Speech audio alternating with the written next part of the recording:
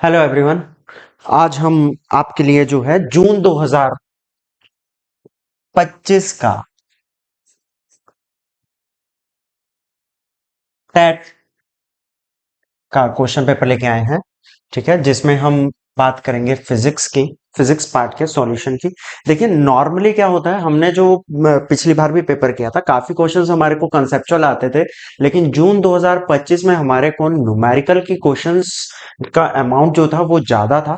ठीक है, सो इस बार जो है हम उसी को ध्यान में रखते हुए क्वेश्चंस को सॉल्व करेंगे। ओके, तो पहला क्वेश्चन है, what are the SI units of electric flux. ठीक है, सो इलेक्ट्रिक फ्लक्स का आपको बेसिक डेफिनेशन पता होना चाहिए कि इलेक्ट्रिक फ्लक्स जो होता है आपका, ये होता है electric field vector dot area vector.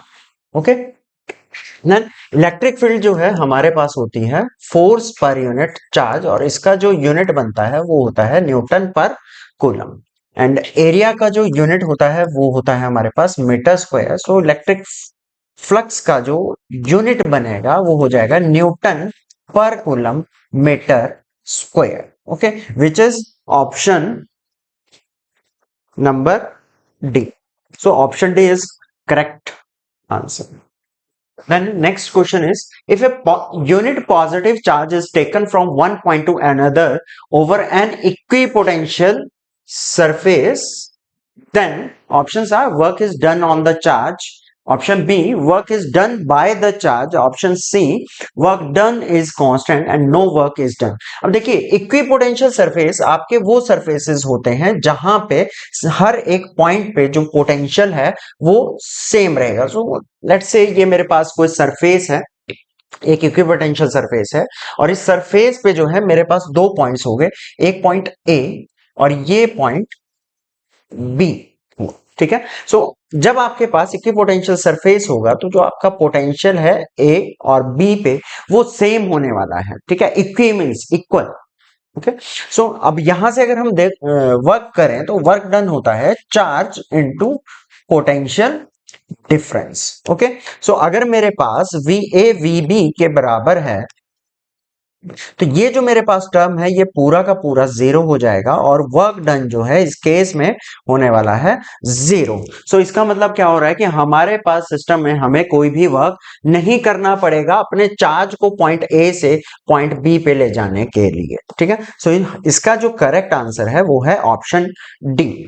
Then come to next question, a battery of EMF 10 volt and an internal resistance of 3 ohm is connected to a resistor. If the current in the circuit is 0.5 ampere, then what is the resistance of the resistor? So अगर हम देखें तो हमारे पास जो है ये कुछ circuit इस तरीके से दिखने वाला है। ये मेरे पास कोई एक्सटर्नल रेजिस्टेंस आर होगी जिसकी वैल्यू मुझे निकालनी है, और इसके साथ जो है मैंने एक बैटरी कनेक्ट कर दिया, और ये बैटरी का अपना इंटरनल रेजिस्टेंस है स्मॉल आर। ठीक है, और ये बैटरी है, इसका ईएमएफ हो गया ई। सो अगर हम देखें तो आपके पास कैपिटल आर और स्मॉल आर जो है ये आपस में सीरीज में है। ठीक है, और सीरीज में आर इक्विवेलेंट का वैल्यू होता है R1 प्लस R2। हम सिंपली जो है रेजिस्टर्स को सम कर देते हैं, सो उसके अकॉर्डिंग यहां पे मेरे पास आर इक्विवेलेंट कितना होने वाला है, capital R plus small are.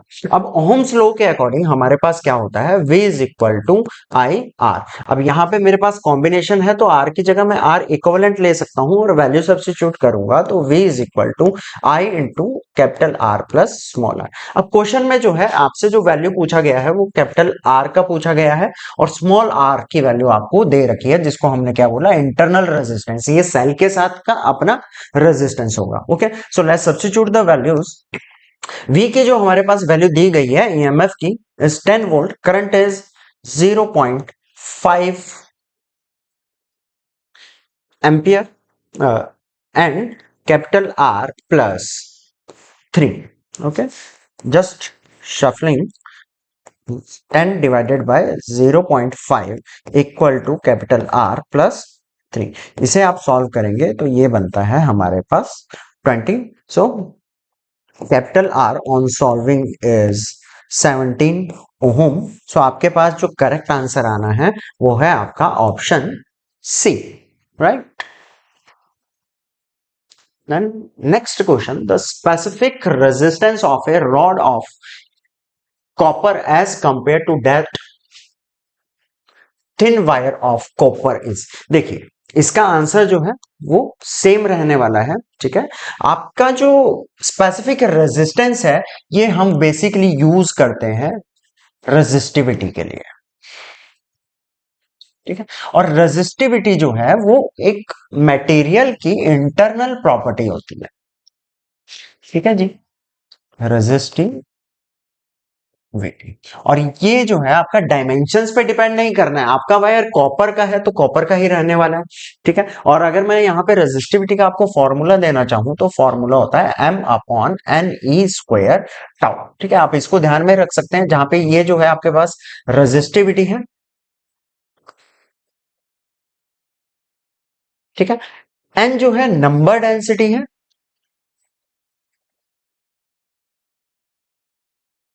And tau जो है रिलैक्सेशन टाइम होता है,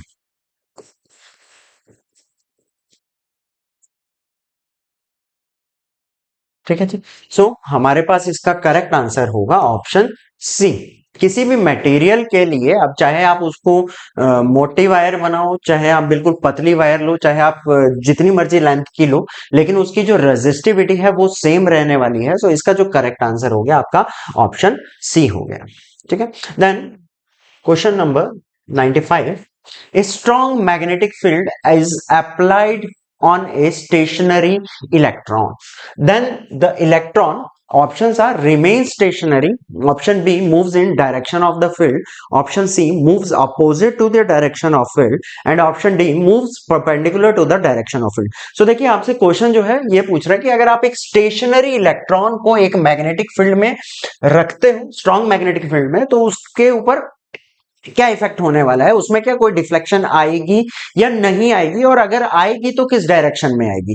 सो देखिए जब हम बात करते हैं किसी भी इलेक्ट्रॉन को, जब हम किसी फील्ड में रखते हैं मैग्नेटिक फील्ड में बेसिकली, तो उस पर जो है फोर्स लगेगी, और ये फोर्स जो है डिफाइन करते हैं हम F is equal to Q into V vector cross B vector, जहां पे जो है v जो है वो उस चार्ज पार्टिकल की वेलोसिटी होगी जिस वेलोसिटी से आपका चार्ज पार्टिकल फील्ड में एंटर करेगा, और b जो है मैग्नेटिक फील्ड होगा।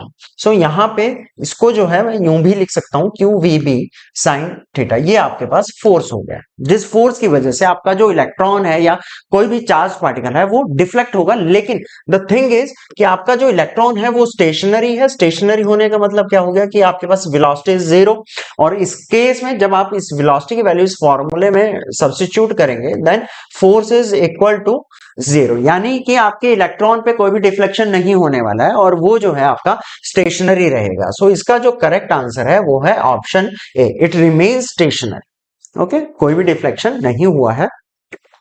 Then next question, a current carrying power line carries a current from west to east, then the direction of magnetic field 5 meter above it is, options are towards east, towards west, towards north, and option D towards south। अब देखिए इस case में क्या होगा, जब भी हमारे पास directions की बात पूछी जाती है तो हम क्या करते हैं, सबसे पहले तो हम डायरेक्शंस को ड्रॉ कर लेते हैं। ये हमारे पास डायरेक्शंस हो गए, ठीक है, नॉर्थ साउथ वेस्ट और ईस्ट। अब अकॉर्डिंगली अगर मैं अपने करंट की डायरेक्शन इसी में ड्रॉ करना चाहूं तो मेरे पास करंट का डायरेक्शन क्या आने वाला है, वेस्ट टू ईस्ट, यानी कि ये मेरे पास करंट की डायरेक्शन हो गई। और क्वेश्चन के अकॉर्डिंग अब इट, इससे 5 मीटर ऊपर, लाइक मैं यहां पे अगर कहूं और इस डिस्टेंस को 5 मीटर मान के चलूं, तो यहां पे मेरे पास मैग्नेटिक फील्ड की डायरेक्शन क्या होने वाली है। अब देखिए डायग्राम से हम ये नहीं कह सकते हैं कि आपके पास जो है नॉर्थ में डायरेक्शन होगी। अब डायरेक्शन निकालने के लिए हम यूज करेंगे राइट हैंड थंब रूल, ठीक है। और इस रूल के अकॉर्डिंग क्या है कि हम अपने थंब को करंट की डायरेक्शन में अलाइन करते हैं, thumb should be aligned in the direction of current, right hand का, ओके। और उसके बाद जो है आपने जिस पॉइंट पे मैग्नेटिक फील्ड की डायरेक्शन निकालनी है, आप उस तरफ को अपनी फिंगर्स को कर्ल करोगे, तो अगर आप अपनी फिंगर्स को अपने थंब को वेस्ट से ईस्ट की तरफ ले जाओगे और ऊपर पॉइंट एन के पास फिंगर्स कर्ल करोगे, तो वो फिंगर्स जो है कुछ आपको ड्रॉ करने की कोशिश करते हैं, ठीक है। It looks something like this, ठीक है। सो आपका करंट का डायरेक्शन ये है और आपकी जो फिंगर्स हैं वो इस तरफ को अलाइन होंगी, which is towards south. Okay, so हमारे पास यहां पे जो एग्जैक्ट आंसर होने वाला है वो है ऑप्शन डी, ठीक है जी। Then let's come to next question. The next question is 1 Henry is equal to, so बहुत ही प्यारा क्वेश्चन है। दो डिफरेंट इक्वेशंस को हम इसमें यूज करके जो है डिफरेंट कंसेप्ट्स को समझ के इसका आंसर निकाल सकते हैं, ठीक है। सो देखिए, सेल्फ इंडक्टेंस के according E is equal to L into D I upon D T. ये कहां से लिखा मैंने? अकॉर्डिंग टू सेल्फ इंडक्टेंस, ठीक है। लेकिन फैराडे लॉ के according EMF is equal to minus D phi B upon D T, that is EMF produced in the circuit is proportional to the rate of change of magnetic flux।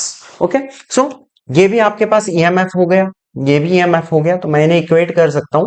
So L into D I upon D T is equal to D phi upon D T. जो magnitude form में ले रहा हूं तो मुझे वहां पे negative sign को कंसिडर करने की जरूरत नहीं है, ठीक है। सो यहां से एल हो गया D phi B upon D T. हाँ, लेकिन मैं ये भी कहना चाहूंगा, अगर आपको ये चीज सॉल्व करनी है तो आपको ये भी पता होना चाहिए कि आपके पास हेनरी जो है किस टर्म के लिए यूनिट होता है। सो आपको ये पता हो, Henry is the self inductance का यूनिट है और आपका ये म्यूचुअल इंडक्टेंस का भी यूनिट है,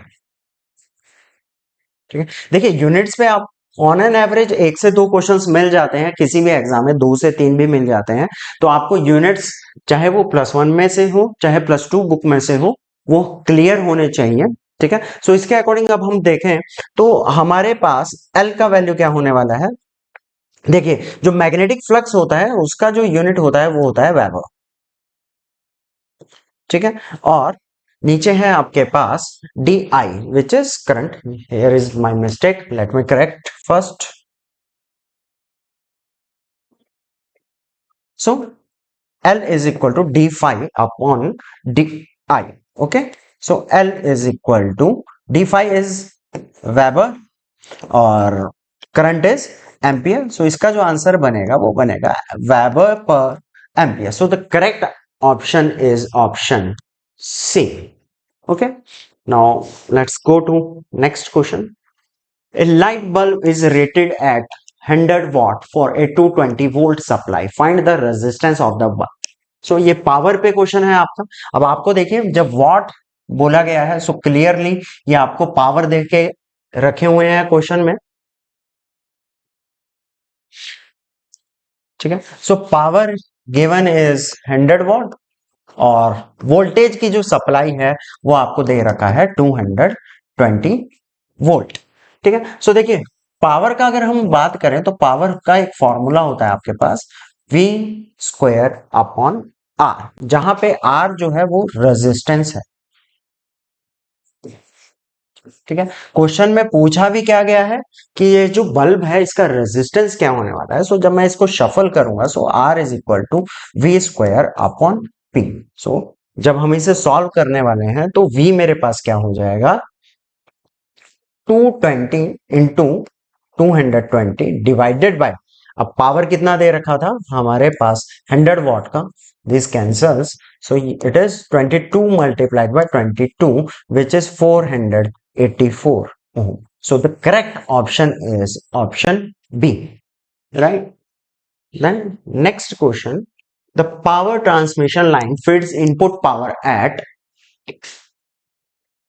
2300 volt to a step down transformer। Okay, step down transformer with its primary windings having a 400 turns. So आपको क्या गिवन है, NP is equal to 4000 turns. ठीक है, स्टेप अप डाउन ट्रांसफॉर्मर है और आपके पास जो इनपुट वोल्टेज है वो कितना दे रखा है क्वेश्चन में,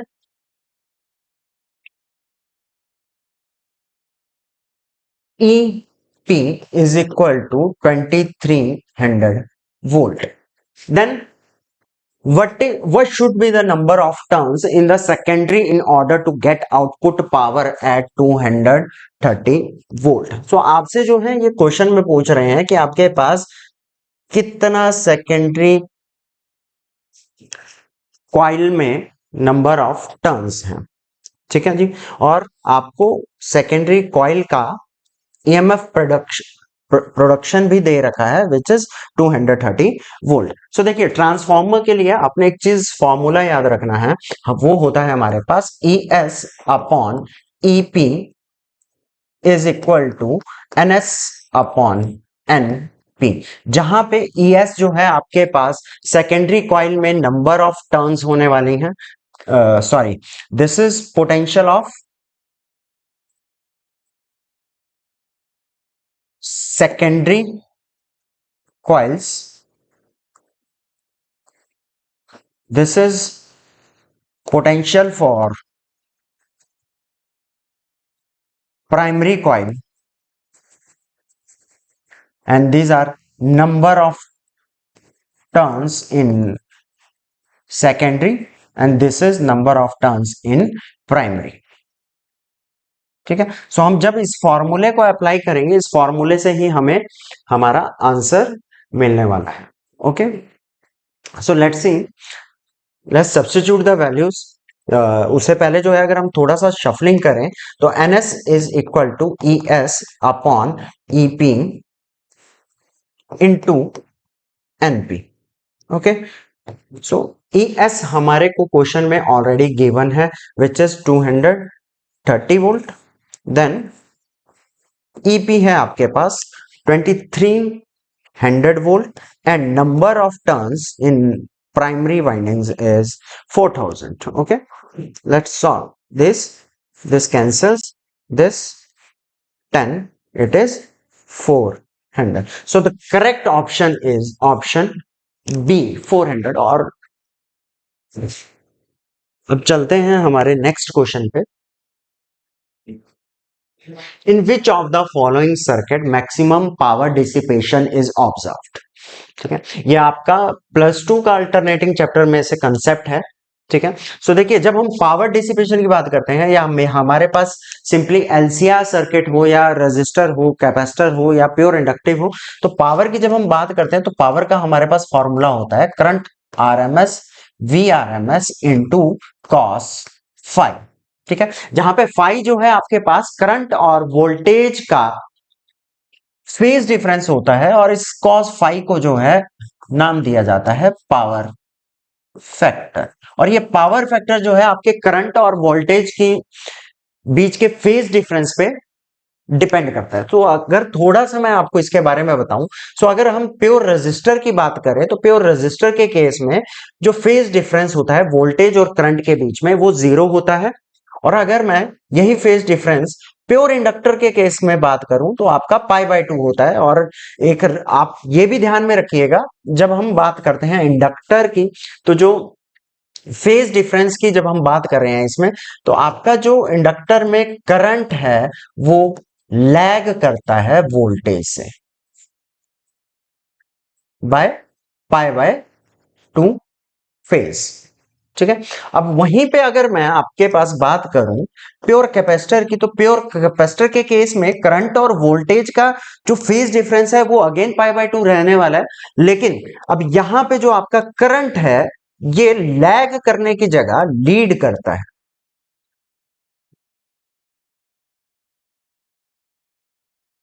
ठीक है जी, सो अब इसी की वैल्यूज को जो है जब हम सब्स्टिट्यूट करेंगे, सो अगर मैं देखूं प्योर कैपेसिटर के केस में फाई, क्योंकि मेरे पास π/2 है और cos π/2 की वैल्यू जो होती है वो 0 होती है, तो प्योर इंडक्टर के केस में कैपेसिटर के केस में पावर जीरो हो गया।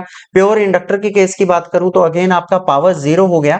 लेकिन अगर प्योर रेजिस्टर की बात करूं तो आपको पता है कि कॉस जीरो की वैल्यू जो होती है वो वन होती है। तो प्योर इंडक्टर के केस में मेरे पास पावर बन जाएगा I R M S into V R M S. ठीक है, so this is your maximum power dissipation. ठीक है, so correct answer is option A. Next question, just the simple question. आपके पास यहां पे number of significant figures are 2। ठीक है, then next question, convert 3 metre per second square into kilometre per hour square. चलो देखिए, अगर मैं मीटर को कन्वर्ट करूं किलोमीटर में तो आपको यह पता है कि आपके पास 1 मीटर में 10⁻³ किलोमीटर होते हैं। अगर मैं टाइम की बात करूं तो हमें पता है कि हमारे पास 1 आवर में होते हैं 3600 सेकेंड्स। और इसका मतलब हो गया कि आपके पास 1 सेकेंड में कितने आवर्स होने वाले हैं, 1/3600 आवर्स। ठीक है, जस्ट हम इसको यूज करेंगे अपनी वैल्यूज को वैल्यूज में निकालने के लिए। ठीक है, so just a minute, let's do it. So 3 metre को जो है मैं इस तरीके से लिख सकता हूं, this is 3 × 10⁻³ kilometre. And second square को मैं आवर्स के टर्म में कुछ इस तरीके से लिख सकता हूं। ओके, जस्ट जब मैं इसको शफल करूंगा, आइए करते हैं। 3 × 10⁻³ इंटू 36 × 36 × 10⁻⁴। ओके, जब आप इसे सॉल्व करेंगे तो सॉल्व करने के बाद जो आपके पास एग्जैक्ट वैल्यू आने वाली है वो आएगी option C, which is 3.8 × 10⁻⁴ kilometre per hour square. Okay, this is your answer. Then let's go for next question. A ball of mass m having velocity u hits a rigid wall. ठीक है, सो मान लेते हैं ये हमारे पास कोई rigid ball है।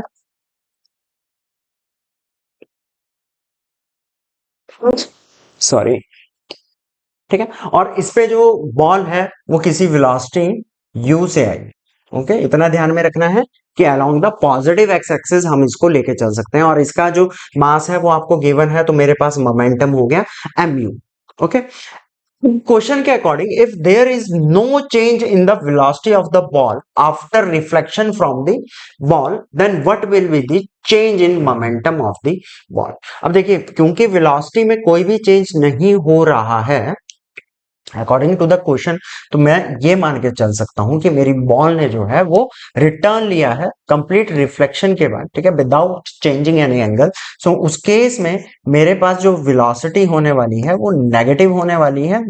Okay, which means it reflects back completely. So जो चेंज इन मोमेंटम होने वाला है ये होने वाला है P final minus P initial. So P final मेरे पास कितना हो जाएगा, minus M U minus of initial is mu, which is equal to -2mu.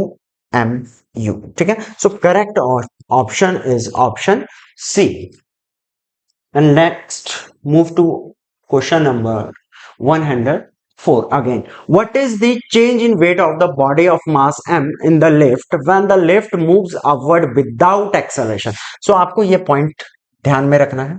देखिए, जब हम किसी भी लिफ्ट में मूव करते हैं तो हमारे को जो मिलता है वो अपरेंट वेट मिलता है, अगर आपके लिफ्ट ऊपर जा रही है या नीचे जा रही है किसी एक्सेलरेशन ए से। ठीक है, और अपवर्ड केस की अगर मैं बात करूं तो आपका अपरेंट वेट दिया जाएगा R is equal to M into G plus A से। ठीक है, सो मान लीजिए अगर मैं लिफ्ट में नहीं हूं, उस केस में जो मेरा वेट होगा वो होने वाला है mg, if I am not in the lift, not in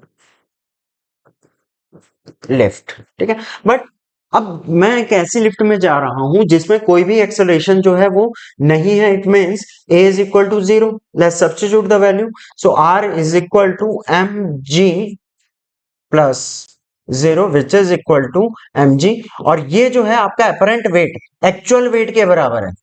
सो इसका मतलब क्या हो रहा है कि आप चाहे लिफ्ट में ऊपर की तरफ क्यों नहीं जा रहे हो, क्योंकि लिफ्ट आपका एक्सेलरेट नहीं कर रहा है, इसका मतलब आपकी जो लिफ्ट है वो यूनिफॉर्म वेलोसिटी से ऊपर जा रही है, तो उस केस में आपके वेट में कोई भी चेंज नहीं आने वाला है। सो आपका जो करेक्ट ऑप्शन हो गया वो हो गया option C.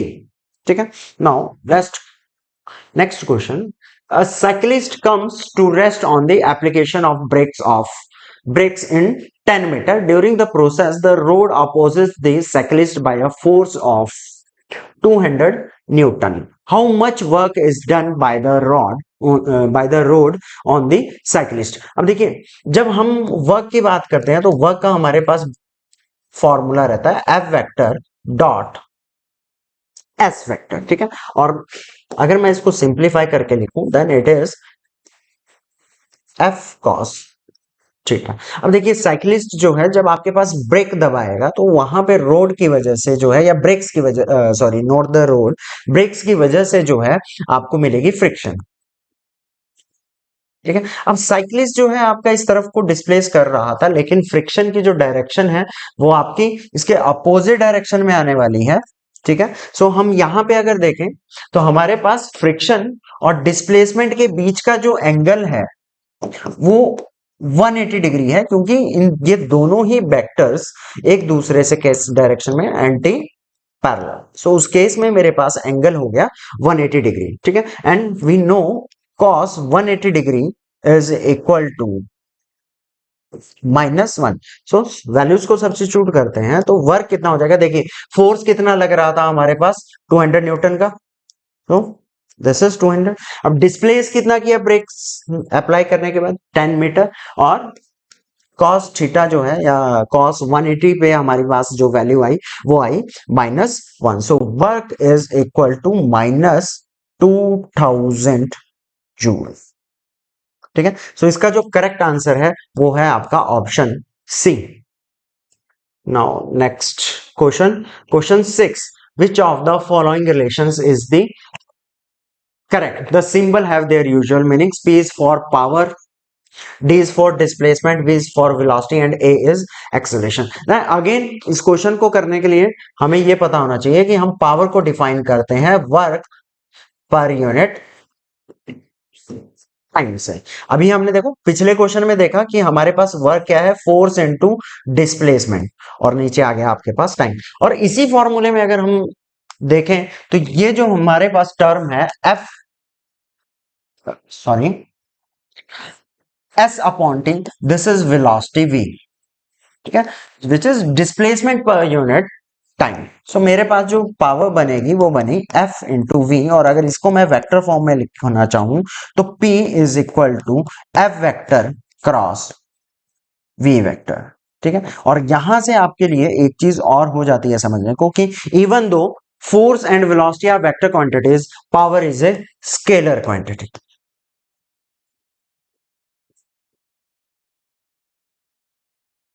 Right? Then next question, the rocket of lift of mass 20,000, this is 20,000, okay, 20,000 kilogram is blasted with initial acceleration of ma of 5 metre per second square. Calculate the initial force of blast. देखिए force हमारे पास कितना होता है, simply mass into acceleration. Okay, so 20,000 को मैं कुछ इस तरीके से लिख देता हूं, और 5 which on solving gives 10 raise to the power 5 per metre square into kilogram, और 10 raise to the power 5 newton. So the correct option is option A. Right, now next question again formula based completely. So इसका जो correct answer है वो होने वाला है option B. अब देखिए कुछ लोग जो है इसके साथ भी पजल होते हैं। ठीक है, और आपको ये ध्यान में रखना है कि हमारे पास जो एक्चुअल फॉर्मूला होता है वो ये फॉर्मूला होता है R vector cross F vector. अगर मैं इस फॉर्म में लिखना चाहता तो मेरे पास टाउ होता minus of F vector cross R vector, जो कि हमारे पास स्केलर वेक्टर प्रोडक्ट की प्रॉपर्टी में से आता है कि A vector cross B vector is not equal to B vector cross A. ठीक है, सो इस चीज को आप ध्यान में रखिएगा। Instead A vector cross B vector is equal to negative of B vector cross A vector. Okay, तो इसका जो करेक्ट आंसर है वो है आपका ऑप्शन बी।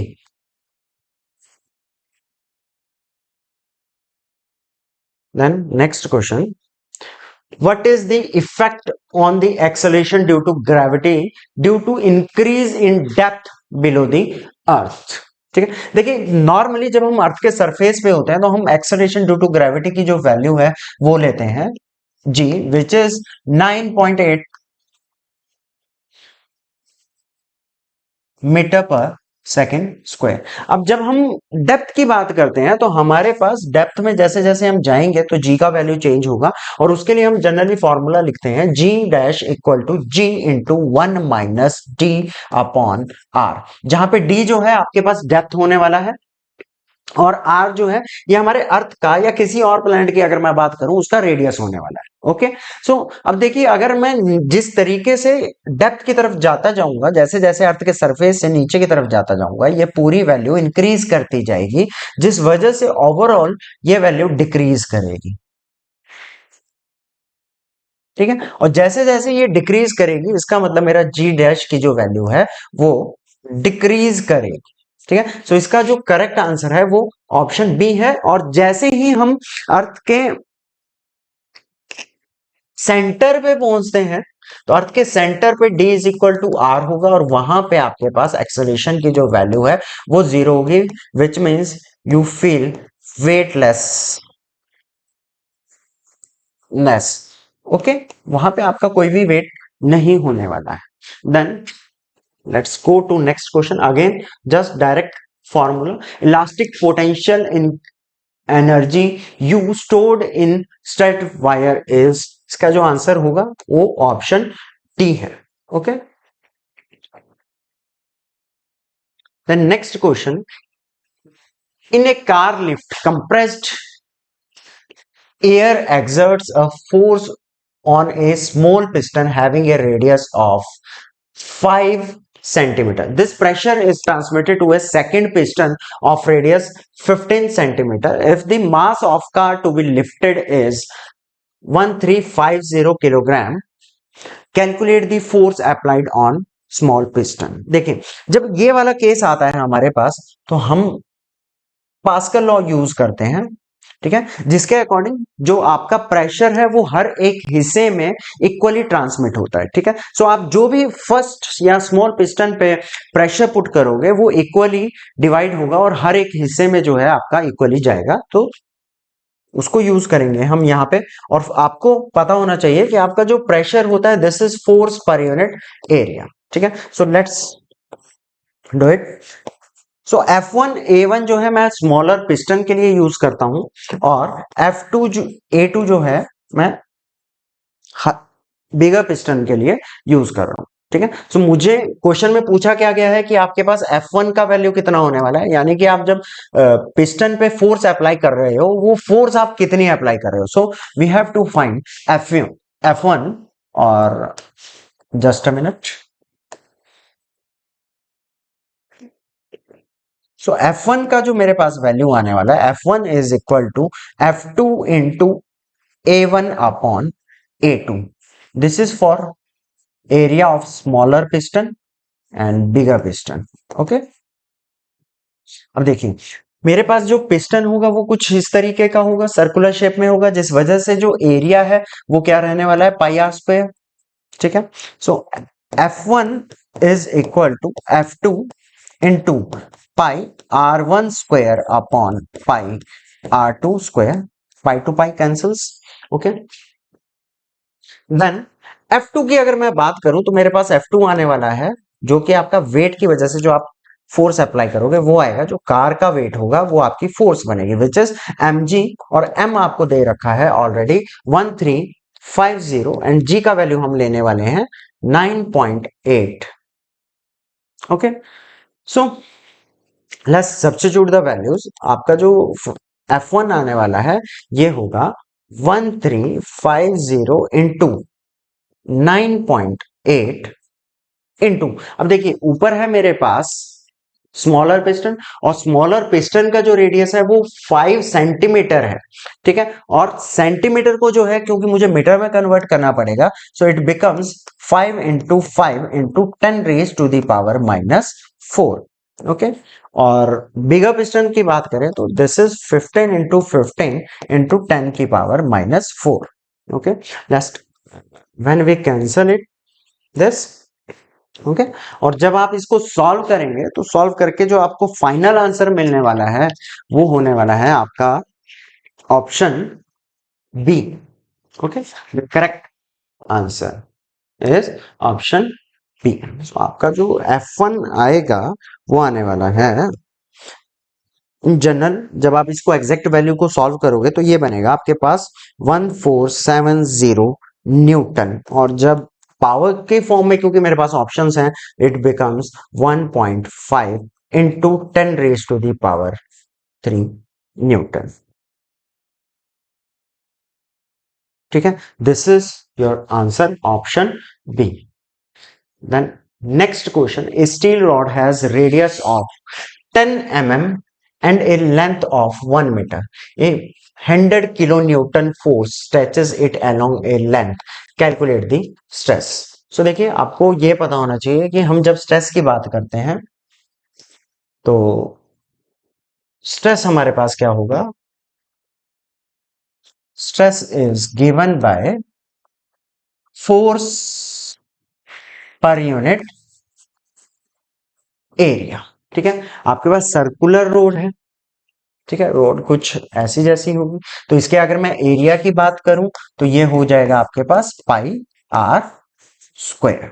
ठीक है, अब देखिए वैल्यू सब्स्टिट्यूट करते हैं तो आपके पास फोर्स है 10 raise to the power 5 newton upon 3.14, pi की जगह 3.14 इंटू, अब रेडियस की अगर मैं बात करूं तो ये आपका 10 mm है, और इसे जो है मैं मीटर में कन्वर्ट करूंगा, सो वो बनेगा 10 into 10 raise to the power -3। Okay, so जब हम इसे सॉल्व करेंगे, सॉल्व करके जो है हमारे पास क्या आने वाला है 1/3.14 इंटू 10 की पावर 5, और यहां पे हो गया 10 की power 2 which is 7, okay, Newton per metre square. और जब आप इसको प्रॉपरली सॉल्व करेंगे तो आपके पास जो करेक्ट आंसर आने वाला है वो होगा आपका option B, which is 3.18 into 10 raise to the power 8 newton per metre square. ठीक है, देन अगेन ये आपको अगर स्टेटमेंट पता होगी, आपके थर्मोडायनेमिक्स में से है क्वेश्चन, आप केमिस्ट्री में भी इसको पढ़ते हैं, फिजिक्स में भी पढ़ते हैं, और स्टेटमेंट क्या कह रहा है आपका, the heat cannot be itself flow from a body at lower temperature to a body at higher temperature is a statement as a consequence of second law of thermodynamics। देखिए थर्मोडायनेमिक्स के second law पे आपके Clausius ने एक equation statement दी थी, ठीक है, और ये वही स्टेटमेंट है। So this is your Clausius statement for second law of thermodynamics. Okay, so इसका करेक्ट आंसर जो है वो है आपका option D. Okay, now next question, what are the units of specific heat capacity. तो देखिए स्पेसिफिक हीट कैपेसिटी का आपको फॉर्मूला पता होना चाहिए, तो जो हम यूज करते हैं which is D Q is equal to M C D T. This is heat transferred, this is mass, C is specific heat, and D is change in temperature, change in temperature। so जब हम reshuffle करेंगे C is equal to dq upon m into dt। let's look for appropriate units. और units की जब हम बात करें, this is heat, इसका unit joule, this is mass, इसका unit kilogram, this is temperature, temperature का ऐसा unit is kilo sorry kelvin. So आपके पास जो यूनिट बनने वाला है स्पेसिफिक हीट का, joule per kg per kelvin. So correct option is option C. ठीक है, next question, question number 15। In a SHM, the acceleration is directly proportional to, देखिए जब हम SHM की बात करते हैं हम फॉलो करते हैं ये रूल जिसको हम हुक्स लॉ भी बोलते हैं, और प्रोपोर्शनलिटी को हटाएंगे सो माइनस के एक्स, जहां पे के जो है ये होता है हमारे पास स्प्रिंग कांस्टेंट। जनरली हम अगर स्प्रिंग की बात करते हैं, ठीक है, so force is mass into acceleration is equal to minus kx, or acceleration is equal to simply minus k m upon x. This term is constant. ठीक है, सो अगर हम देखें तो आपका acceleration is directly proportional to x, which is your displacement. So correct option is option C. Then next question, find the torque of a force 7I into 7I plus 3j minus 5k about the origin. The force acts on a particle whose position vector is r vector is equal to I cap minus j cap plus k cap, and f vector is given 7I cap plus 3j cap minus 5k cap. So देखिए यहां पे आपसे simply torque पूछा है, और सबसे अच्छी बात ही अभी हमने पीछे क्वेश्चन देखा था उसमें आपसे डायरेक्टली टॉर्क का फॉर्मूला पता था, पूछा था। ठीक है, सो अगर आपको एक साइड भी वो फॉर्मूला याद है तो आप इस क्वेश्चन को इजीली कर सकते हैं। Let's find the torque. Torque का फॉर्मूला क्या बताया था हमने आपको, tau is equal to R vector cross F vector. So ये वेक्टर प्रोडक्ट है, हम इसको जस्ट सिंपली मल्टीप्लाई भी नहीं कर सकते हैं। सो किस तरीके से हम इसे सॉल्व करेंगे, आई जे के पहले, क्योंकि मेरे पास आर वेक्टर है तो मैं आर के कंपोनेंट्स लिखूंगा 1 -1 एंड +1। ओके, यहां पे इनके जो कॉफिशिएंट्स होने वाले हैं। ओके, देन एफ वेक्टर के कॉफिशिएंट्स 7 3 एंड -5, 7 3 एंड -5। ठीक है, जब हम इसे जिस तरीके से हम मैट्रिक्सेस में डिटर्मिनेंट निकालते हैं उसी तरीके से हम इसे सॉल्व करेंगे तो हमारे पास कुछ इस तरीके से आने वाला है। आई कैप, देखें हम क्या करते हैं, this then this, so it is 5 -3 plus J cap.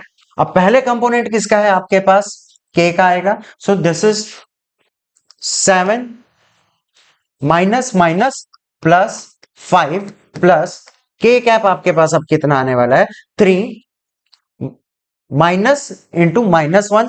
ठीक है, दिस इज +7। ओके, तो जब हम इसे सॉल्व करेंगे this is 2i cap plus 12 J cap plus 10 के कैप। ठीक है, सो ये हमारे पास करेक्ट आंसर होने वाला है। लेकिन अगर आप अपनी ऑप्शंस को देखो, सो हमारे पास अप्रोप्रिएट ऑप्शन ये तो मैच कर रही है, लेकिन क्वेश्चन पेपर में यहां एरर था। ठीक है, सो इसका जो करेक्ट आंसर होने वाला है वो ये होगा। ठीक है, सो ये क्वेश्चन जो है आपका कैंसिल हो जाएगा।